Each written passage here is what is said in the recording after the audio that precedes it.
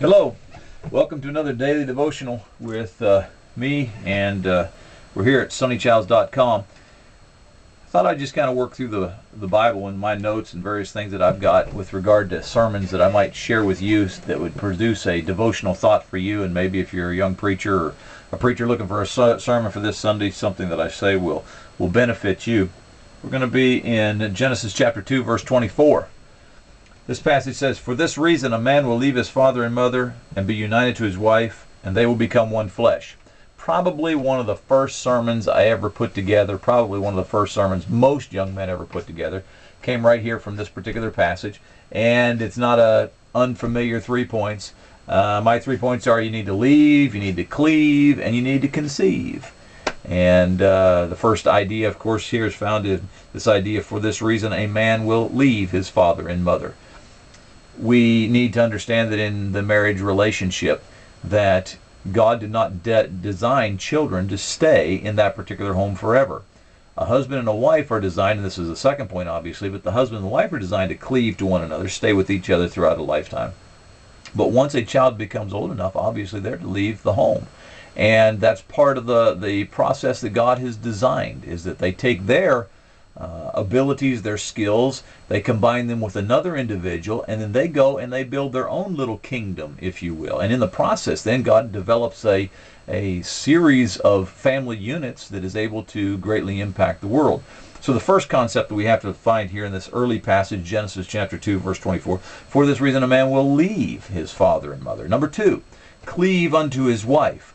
That's, of course, the old King James. Here it says leave and be united to his wife.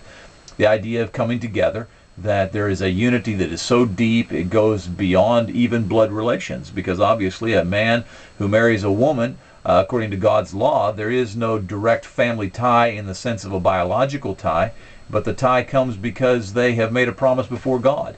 And that promise is the most significant part of their relationship. It's what brings them together. And so they are cleaving or uniting around a common goal, a common promise that they have made before the Father. And so just because a person loses their figure, because a person loses their abilities to do whatever it may be, as far as pleasuring the other within that relationship, it doesn't give them a relationship to leave, or a reason to relieve the relationship. They are to cleave based upon a promise they made before God. So they need to leave mom and dad, cleave to the wife obviously cleaving to the husband, and then number 3, conceive. There's a beautiful concept here when he talks about becoming one flesh. And obviously one of the major things that comes to your mind, as it does to mine, is that through the one flesh relationship we produce another generation. So you see forgive the phrase out of Disney's productions, but you see the circle of life, as it were. You see that a mom and a father, a mother and a father, they bring a child into the world. The child's destined to leave and to develop their own kingdom. In the leaving process, they find them somebody else who they can cleave to, united with, and they produce another generation. And so through this generational process, we find that God has his impact upon the planet. I don't think there's any secret as to why God said to Noah when he gets off the ark that they need to be fruitful and multiply. That was, of course, one of the first commands given to Adam and Eve as well. It's God's plan. The family is the building block, the most important building block with regard to God intervening within this planet's structure and workings so that he can make it a better place for us while we are here.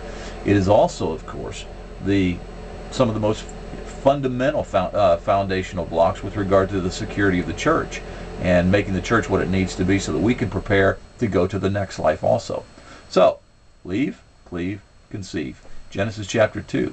I hope that it's been a blessing to you, and I pray that you will look at that and make your family a family that patterns itself after God's plan. Thank you for visiting sonnychilds.com. Come back next time. God bless.